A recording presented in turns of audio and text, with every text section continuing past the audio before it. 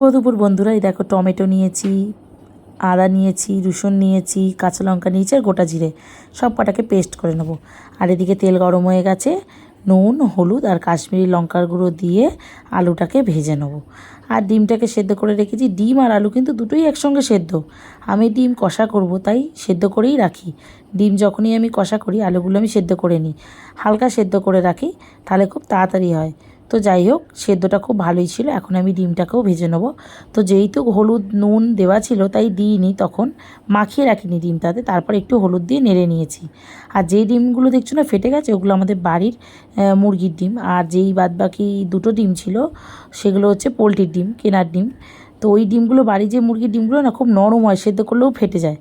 তো যাই হোক, পেঁয়াজ আর কাঁচা লঙ্কা, শুকনো লঙ্কা ফোড়ন দিয়ে দিয়েছি। আর এদিকে মিক্সচারটা যেটা মিক্সিতে বেটে এনেছিলাম, তার মধ্যে লঙ্কা গুঁড়ো, হলুদ গুঁড়ো, নুন, একটুখানি সামান্য ধনে গুঁড়ো, জিরে গুঁড়ো আর গোলমরিচ আর একটু লাল লঙ্কার গুঁড়ো দিয়ে দিয়েছি। এবার এই রান্না করা পেঁয়াজ ভাজাটা একটু লাল লাল হয়ে গেলে, বেশি লাল লাল না, লাল লাল হয়ে গেলে এই মশলাটা দিয়ে ভালো করে কষাতে থাকবো।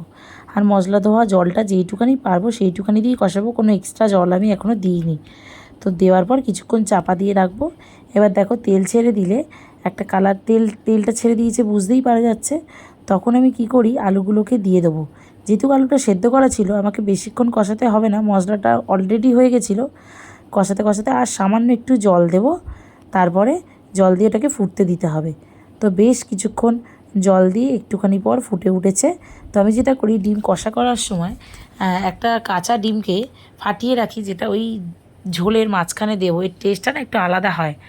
তো দেখো, এই যে ডিমটাকে ফাটিয়ে রেখেছিলাম, এটাও কিন্তু আমাদের বাড়ির মুরগির ডিম। যদি তোমরা এটা কেনা ডিম অর্থাৎ পোলট্রির ডিম দিতে পারো, তবে কিন্তু এটা পোচ পুরোপুরি ওঠে। তো যেহেতু এটা আমাদের বাড়ির দেশি মুরগির ডিম, এটা কিন্তু পুরোপুরি শক্ত হয়ে পোচটা উঠবে না, কিন্তু অন্য ডিম দিলে হয়তো উঠতো। তো যাই হোক, এই ডিমটা দিলে একটু টেস্ট আসে। ওপরে একটু গোলমরিচ ছড়িয়ে দিলাম।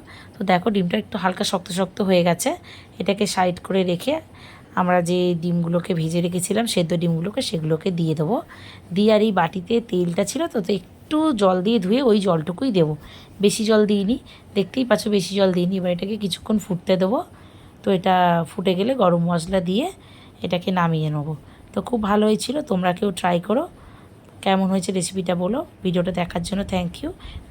চ্যানেলটাকে ফলো করে দিও, ইউটিউবে দেখলে সাবস্ক্রাইব করে দিও।